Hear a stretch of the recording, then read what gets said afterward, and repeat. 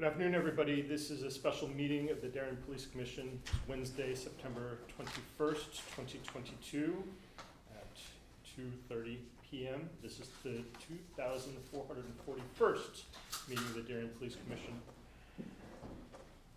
First order of business is to accept the minutes from August 30th, 2022 and September 1st, 2022.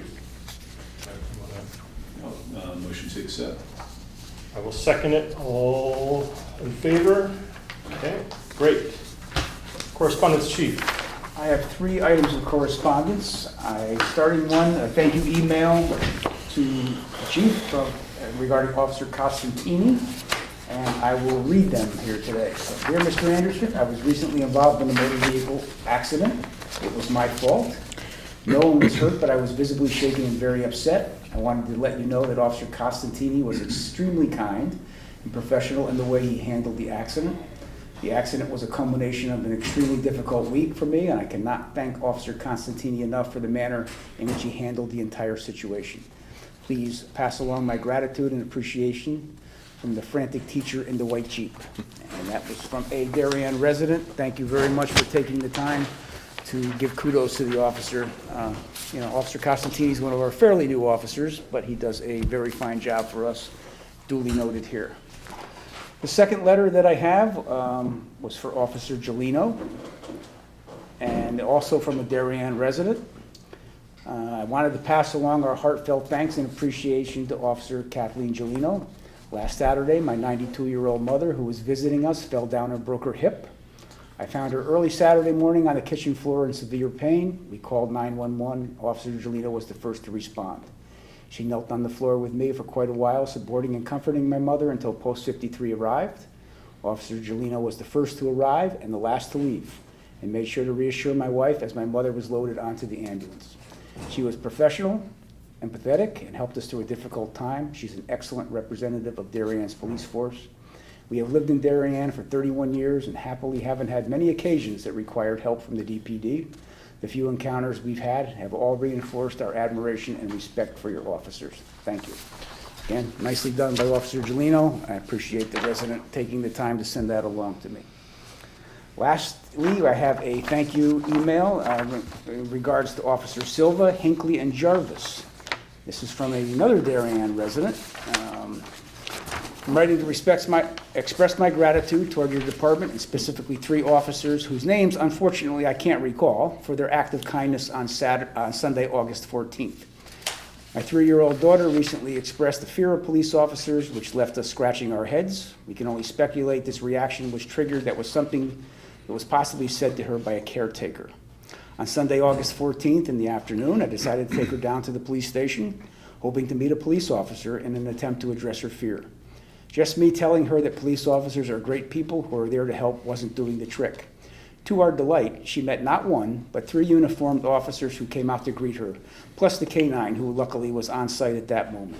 She was in awe and walked away from the experience absolutely delighted with the encounter. On behalf of my wife and daughter, I sincerely thank you and your officers for their kindness and professionalism, which sometimes may not come hand in hand necessarily. However, the officers handled it brilliantly. And although he did not know their names, through a check with the supervisor, we found out who that was.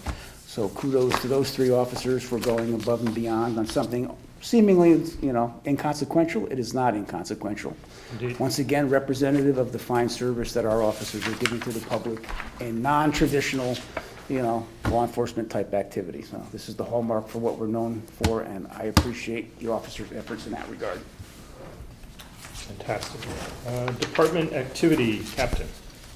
Yes, this activity report is from the period of September 1st to yesterday, September 20th. On September 1st, a 19-year-old Westport man was arrested for DWI. On September 9th, a 56-year-old Bridgeport man was arrested for violation of a restraining order. On September 13th, a 62-year-old New Canaan woman was arrested for DWI. September 14th at 3:42 a.m., Darien officers located a vehicle traveling at a slow speed on Norotan Avenue near Maple Street. Further investigation revealed that the vehicle had been struck numerous times by gunfire and that 2 of the occupants had serious gunshot wounds. Darien officers and Post 53 EMS provided aid to the victims who were transported to the hospital. The incident was then determined to have taken place on I-95, and the investigation was turned over to the Connecticut State Police Western District Major Crime Squad. Just to be clear there, Captain, that incident did not take place in Darien. Correct. They just ended up there. Okay. And I'll just add one thing. I think the department did a very nice job in communicating with the public very efficiently and very quickly. When the incident happened, press release, notify the public. That was a very good job. On September 15th, a 52-year-old Wallingford man was arrested for DWI. Also on September 15th, a 40-year-old Norwalk woman was arrested for larceny first, identity theft, and forgery after it was determined that she had embezzled a large sum of money from a post-road business she had been working for the past few years. On September 16th, a 43-year-old Norwalk man was arrested by warrant for larceny and burglary charges after he stole an item from an unlocked vehicle parked in the Rings End Lumber parking lot on August 10th. On September 18th, a 20-year-old Norwalk man was arrested for DWI. On September 19th, a 42-year-old Bridgeport man was arrested for DWI. During this time period, we had 6 domestic disturbance incidents, 2 of which resulted in arrest. We had 3 separate incidents of vandalism to vehicles in the parking lot of Whole Foods, 6 incidents involving mail theft and/or check fraud. Believe it or not, no car burglaries or thefts over the past couple of weeks, so kudos to our community. 12 motor vehicle accidents, 3 of which involved minor injuries, and I believe it was 3 that involved pedestrians. If I remember correctly, one was a skateboarder on Post Road by the Splash Car Wash. There's one by Post and Cross Road. I believe that involved a bicycle. And then a separate pedestrian minor injury, thankful, I think on West Avenue. And we had 60 traffic stops conducted by the Patrol Division in the last couple of weeks. So just a couple collateral issues on that while I'm thinking about it. I did get an inquiry the other day from an elected official on the town's policy on operating bicycles on sidewalks. That there is no town ordinance and there's no policy allowing that or prohibiting that. And this comes under the state statute, which was changed approximately 10 or 15 years ago. You are allowed to operate a bicycle on a sidewalk. However, you must operate that bicycle with all due regard for safety, and you must yield to all pedestrians that are on foot. So it is allowable to operate a bicycle on a sidewalk, but you just can't ride willy-nilly. You have to do it responsibly. So that's one topic on bicycles. The second topic, well, I have it. Motorized bicycles, it's different. That is different. Anything with a motor cannot be operated on the sidewalk. That's correct. On the other topic on bicycles, we had this collision here that I believe involved a vehicle that was turning right, and the bicycle was coming up from behind the vehicle on the right. Again, this is a statute that was changed probably in the last 5 years. Prior to that, a vehicle turning right, if a bicycle was coming up on the right, that bicycle could not pass that turning car. The statute has been completely changed where if you're turning right and there's a bicycle coming up behind you on your right, you must yield to that bicycle. So that is a statutory change probably in the last 5 years that most people are not aware of, and they're surprised when they find out that they don't have the right of way making a right turn. Because other than that, you cannot pass on the right. You can't. That is a carve out an exception that the bicycle can, and you must yield to them. And I believe similarly, Chief, you can correct me, I think something that may be a little bit newer too, if you're opening your door into oncoming traffic, correct? Like Right. getting out of Dunkin' Donuts, you're opening your door, you need to look. That liability is on the actual person in the parked vehicle, correct? That has been statutorily codified as well, yes. If you're opening your door, you have to make sure that no one is coming, like a bicycle or another vehicle where you're opening your door into traffic, yes. That was never specifically codified, it is now, and it does happen on a regular basis. It happens often, yeah. Good. Public comment, I don't think we have anybody from the public here. Old business, building issues update. There's been nothing. I think we're doing okay. Yeah, the only thing on building issue update, you might want to talk about the pending landscaping activity that we're having done.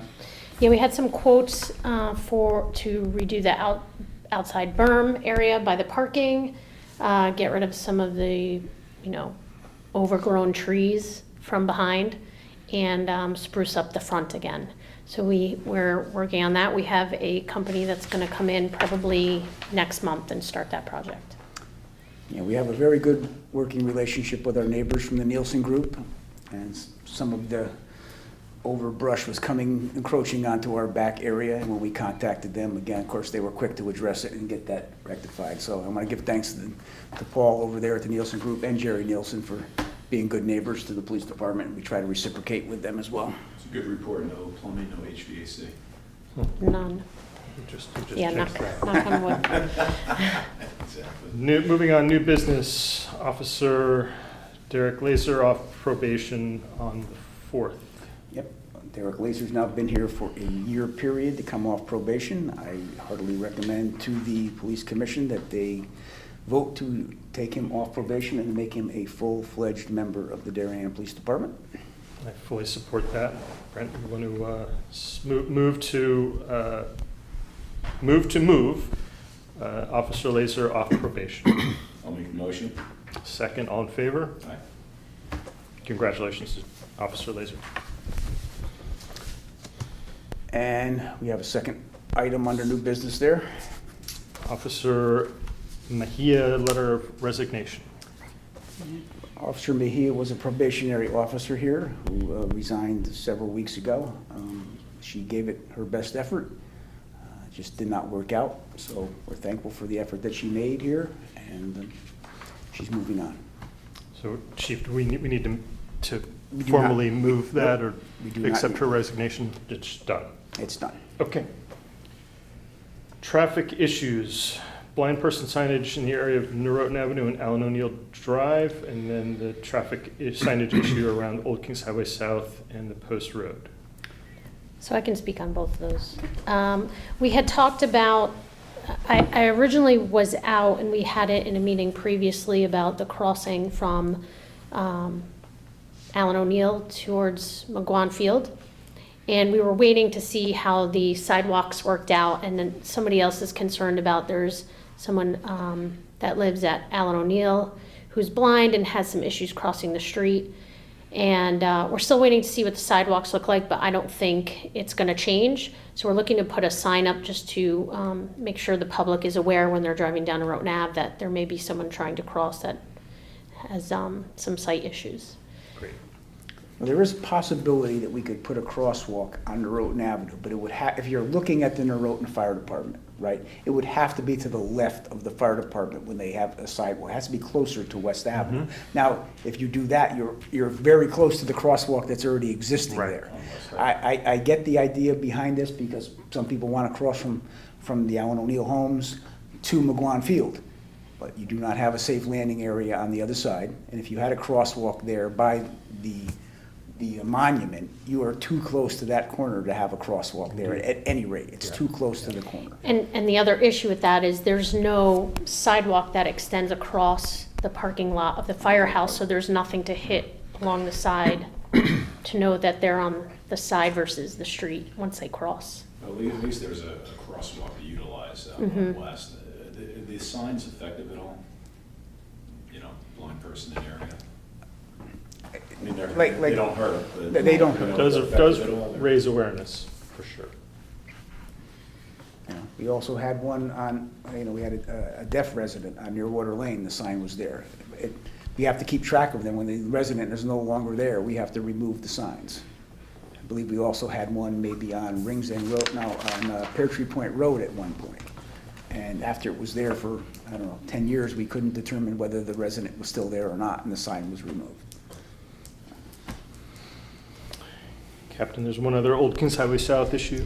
Yes, so recently, the gentleman would have liked to be here, but he had a prior commitment to this meeting. But he is requesting some sort of signage in the area. His house is near Post Road and Old Kings Highway South. He's on Old Kings Highway South. On the side near St. Luke's Church. Right. Okay. And his driveway is tough to see out of. It's, you come off and it's a tough corner for him. We've recently put a bollard out, which is helping. He's requesting anything from writing slow on the roadway to a no turn on red sign on Post Road towards Old Kings Highway South. Anything there that would slow traffic.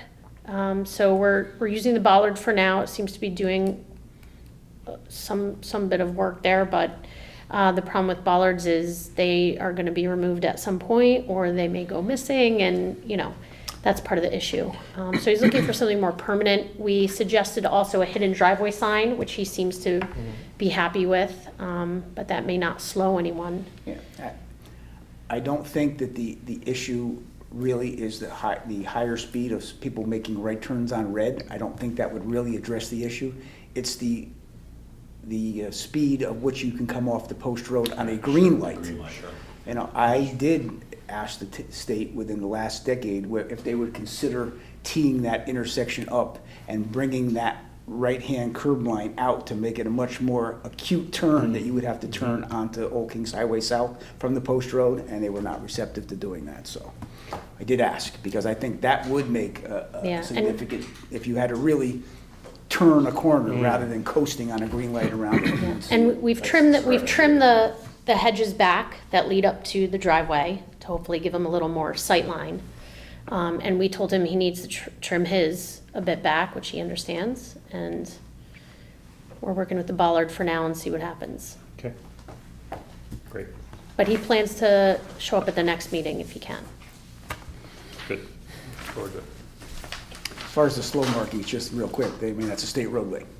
Yeah. Right, the state would have to approve those markings, and the only way that they would probably approve any markings like that, and I don't think they even would.